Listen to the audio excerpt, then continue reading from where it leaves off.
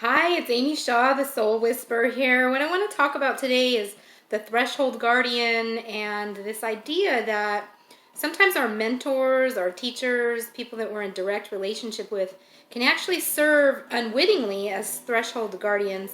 I recently had a friend, someone that's very close to me in my shamanic circle, express an experience with a particular individual, a teacher, a mentor that we both have in common. And her experience was very, very similar to my experience.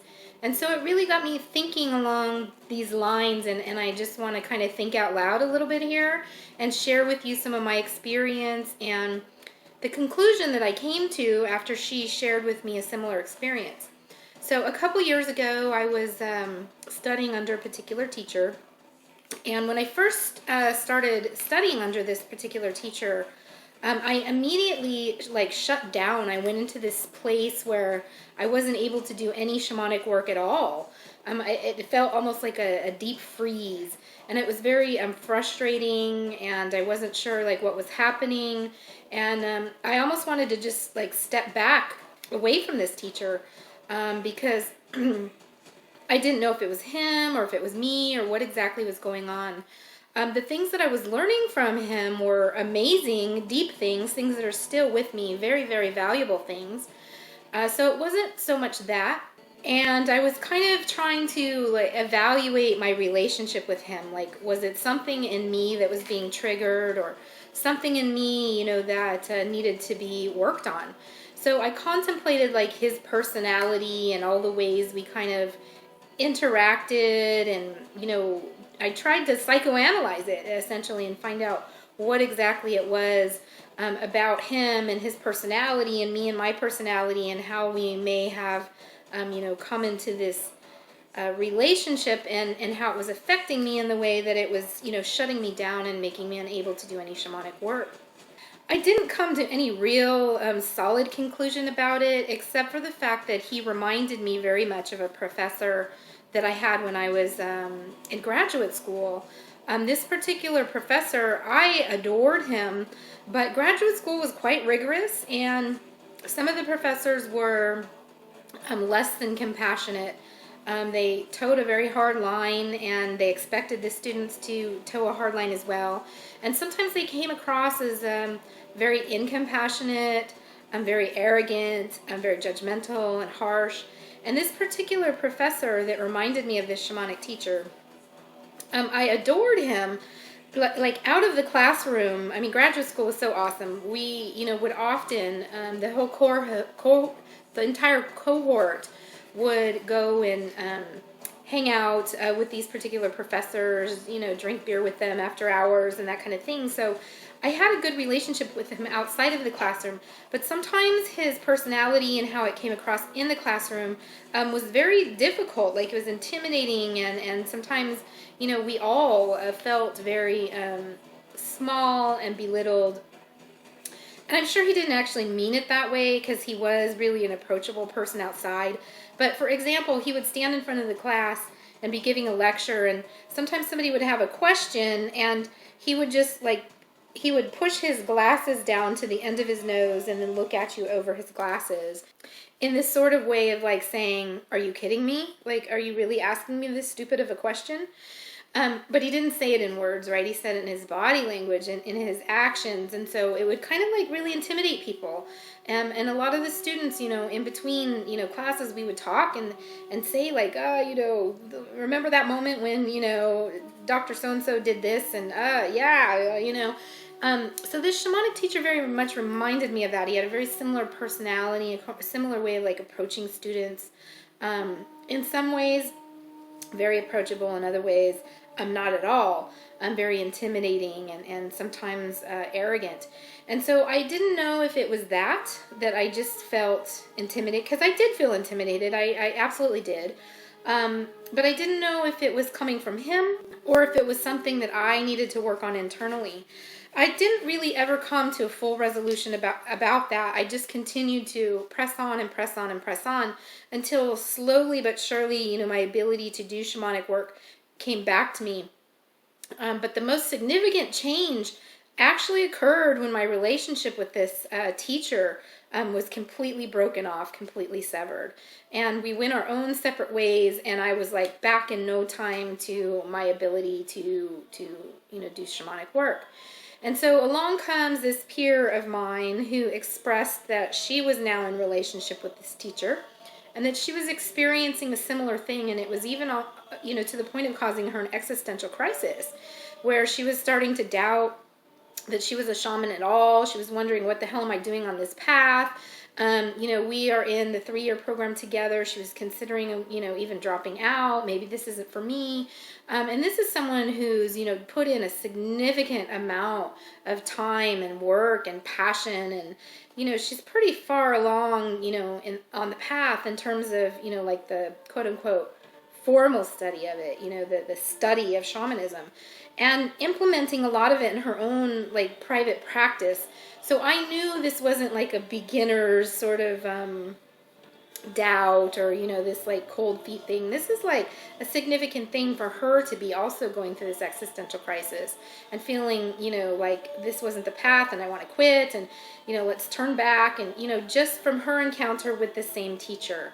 So again, it really caused me to stand back and say, well, first of all, I had to lean in and remind her. I said, well, you are studying with, this teacher, right? And she said, yeah, I am. And I said, well, remember when I shared with you before the experience that I had with this teacher, and what you're describing that you're going through is similar to what I went through. Not as much self-doubt, not as much existential pain with that, but definitely it shut me down and got me frozen in some kind of way where I wasn't able to even do shamanic work anymore. And she was like, yeah, I do remember you telling me about that. And so I suggested to her, well, is it possible that what you're experiencing is actually the result of your interaction, your relationship with this mutual teacher that we had, although, different timing, but same teacher.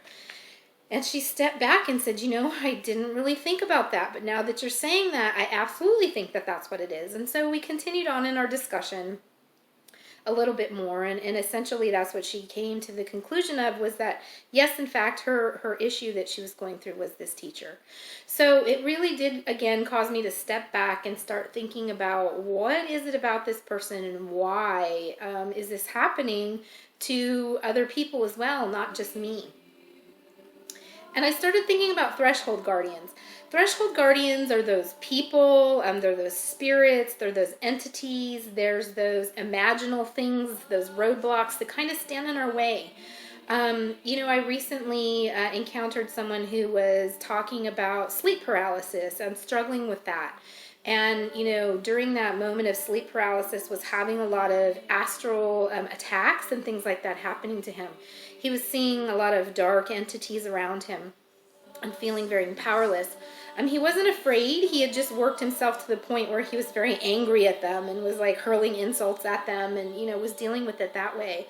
And, it's the same thing. I suggested to him that it may actually not be that these are malevolent entities that are intent on harming you or bringing you some kind of discomfort.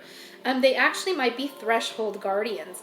And so what threshold guardians do is like guard the entrance into the next thing, into the path, into the next level, into another part of the realm, into the castle, so to speak. There's a lot of different things they guard, and for a lot of different reasons.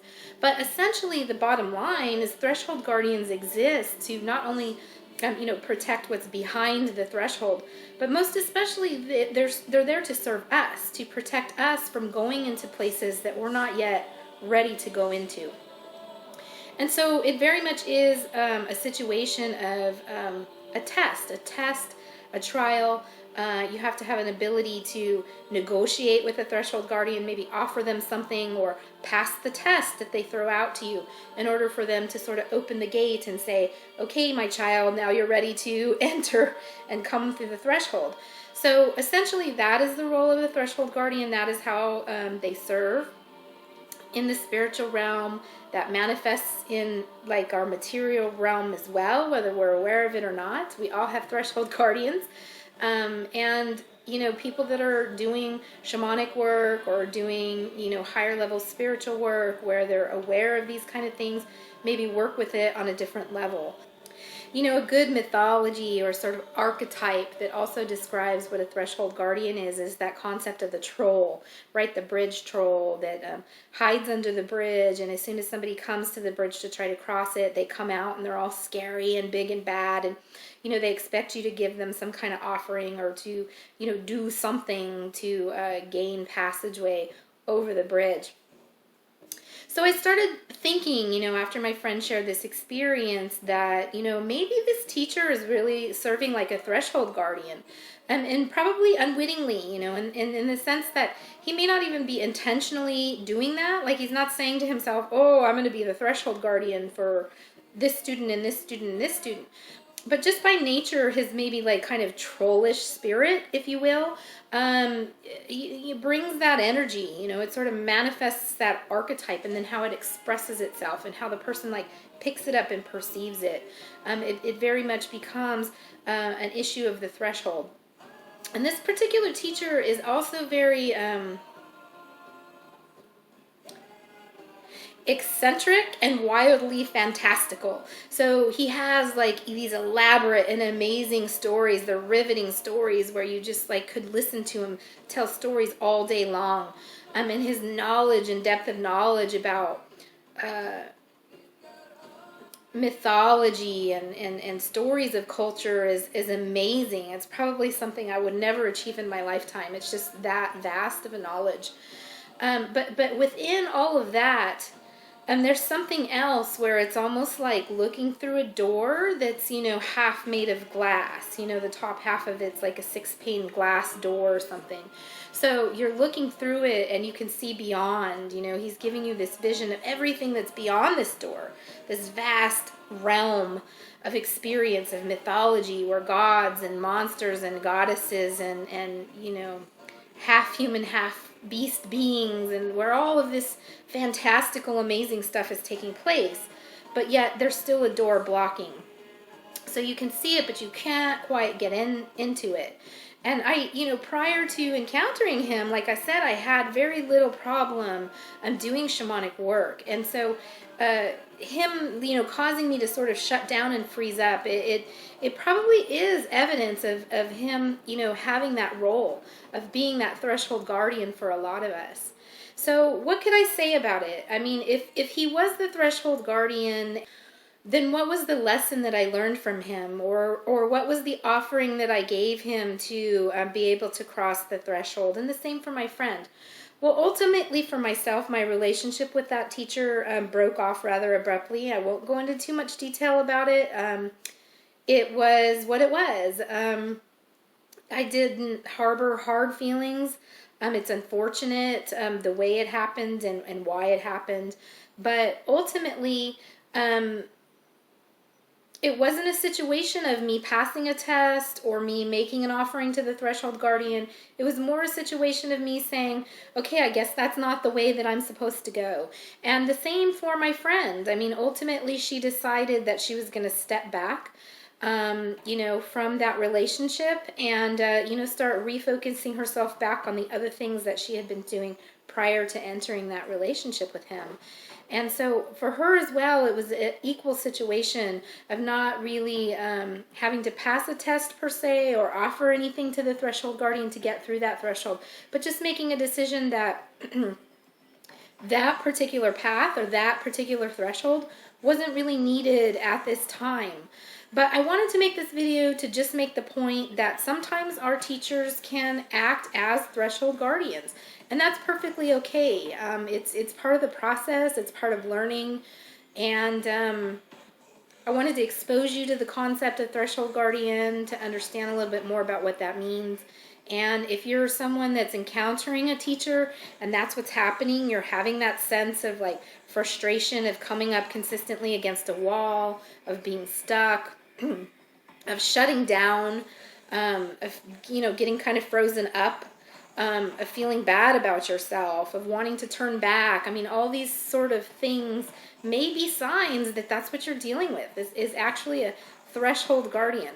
Once you look at it in those terms, then you can decide, do you labor on and try to find a way to make an offering, or, is there a test here that you need to pass and you're just going to continue on struggling, until you figure that part out, or whether maybe just passing through that threshold is not something that's meant for you at this time and expending your energies elsewhere.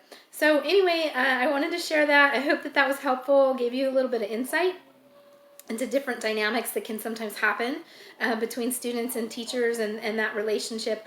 Even, mentors or elders, even sometimes with our peers, we can encounter things like this. And it might not even be actually a physical, material, human teacher. It could be, a spiritual teacher from the spiritual realm. I mean, there definitely are, as above, so below, right?